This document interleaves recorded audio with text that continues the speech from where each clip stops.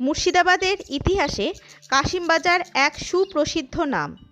একসময় ফার্সি, Dutch, east India company সকলেই এখানে বাণিজ্য কুঠি গড়ে তুলেছিল। সেই সূত্র ধরেই কাশিমবাজার প্রাচীনকাল থেকেই ইতিহাসের অনেক সাক্ষ্য বয়ে বেড়াচ্ছে। কয়েক দশক আগে ভাগীরথী নদী তার গতিপথ কিছুটা পরিবর্তন করে কাশিমবাজারের পাশ দিয়ে ফরাসডাঙ্গা পর্যন্ত গড়ে তুলেছিল কাটিগঙ্গা। শোনা যায় ভাগীরথী নদীর তীরবর্তী এলাকায় 108টি শিব মন্দির ছিল, কিন্তু সংস্কারের অভাবে বাকি মন্দিরগুলি নষ্ট হয়ে গিয়েছে। ব্যতিক্রম শুধু এই পাতালেশ্বর মন্দির। তো চলো আজকে তোমাদের এই পাতালেশ্বর মন্দিরটি আমি ঘুরে দেখাচ্ছি। আশা করি তোমাদের আজকের ব্লগটা দেখতে ভীষণ ভালো লাগবে।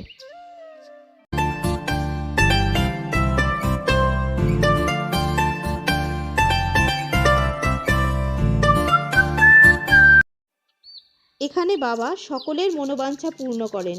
কোনো ভক্ত তার কাছ থেকে খালি হাতে কিন্তু ফেরে না। এই মন্দিরটি 2006 সালে এখানকার যে বাসিন্দারা রয়েছে তাদের উদ্যোগেই কিন্তু সংস্কার করা হয় এবং প্রাচীর দিয়ে কিন্তু গোটা এই এরিয়াটা ঘিরে দেওয়া হয় এবং সুন্দর বাগান এখানে করা হয়। কাটিগঙ্গা যাতে মন্দিরের কোনো ক্ষতি করতে না পারে তাই জন্য কিন্তু ঘাটটিও বাঁধিয়ে দেওয়া হয়। তো চলো আমরা ভেতরে ঢুকি, দিয়ে দেখছি, সমস্তটাই তোমাদেরকে দেখাবো। আজকের ভিডিওটা ভালো লাগলে কিন্তু অবশ্যই লাইক করো, কমেন্ট করো আর সাবস্ক্রাইবটা করে দেওয়ার অনুরোধ রইল। তো চলো ভেতরে যাওয়া যাক।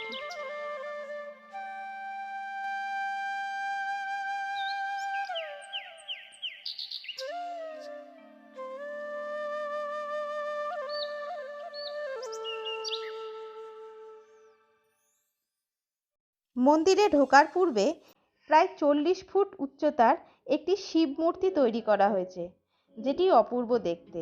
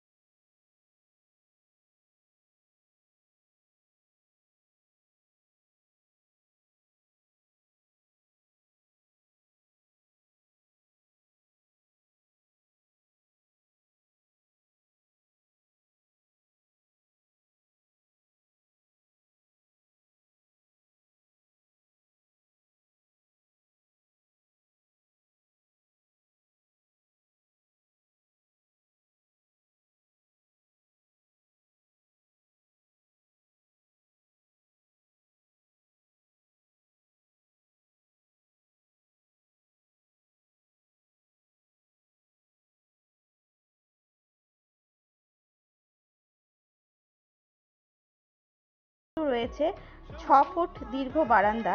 এই বারান্দাটি কিন্তু চারদিকে রাউন্ড করে কিন্তু করা, মানে মাঝখানে গর্ভগৃহ এবং চারদিকে বারান্দাটা।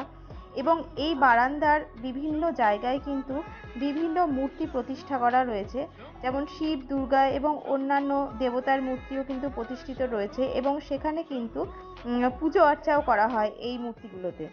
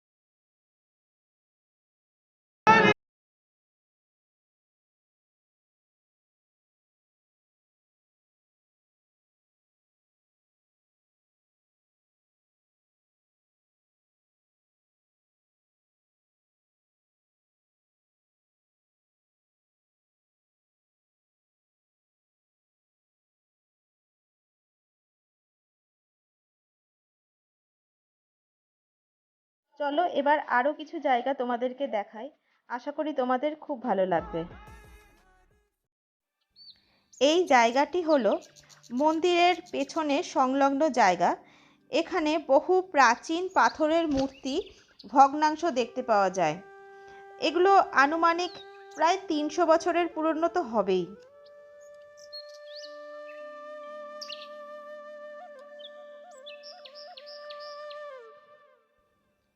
মুর্শিদাবাদের এটাই একমাত্র জ্যোতির্লিঙ্গ বলে মনে করা হয়।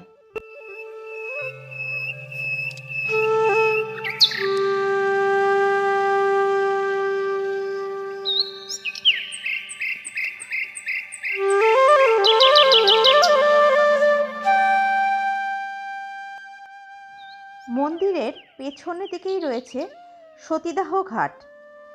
স্বামীর মৃতদেহের সঙ্গে বিধবা স্ত্রীকে জীবন্ত অবস্থায় দাহ করার নৃশংস ও পৈশাচিক পদ্ধতিই হলো সতীদাহ প্রথা।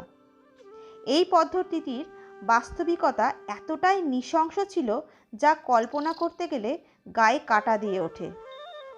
1803 খ্রিস্টাব্দে রাজা রামমোহন রায় এখানে এসেই সতীদাহের এই বীভৎসতা দেখে স্তম্ভিত হয়ে যান।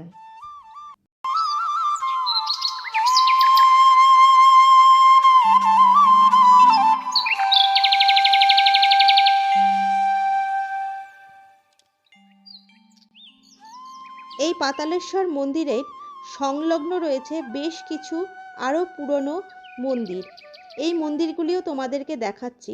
দেখো কতটা সুন্দরভাবে মেনটেন করা হয়েছে এখন। আগে তো একেবারেই মেনটেনেন্স ছিল না, কিন্তু এখন কিন্তু সুন্দরভাবে এই এরিয়ার গোটা যে মন্দিরগুলো রয়েছে, অনেক মন্দির রয়েছে, এই পুরো মন্দিরগুলোই কিন্তু মেনটেন করা হয়েছে এবং এগুলো কিন্তু অনেক পুরনো মন্দির। দেখো রয়েছে এখানে মনসা মন্দির, এছাড়াও অনেক দেবদেবীর মন্দিরও রয়েছে।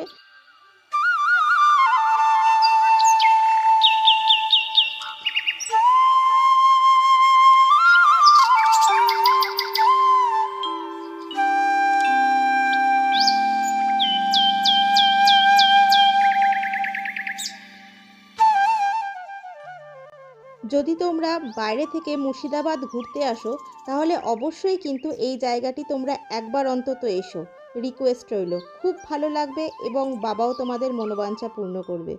যদি ব্লগটা ভালো লেগে থাকে তাহলে অবশ্যই লাইক করো, কমেন্ট করো আর সাবস্ক্রাইব করার অনুরোধ রইল। আজকের মতো টাটা।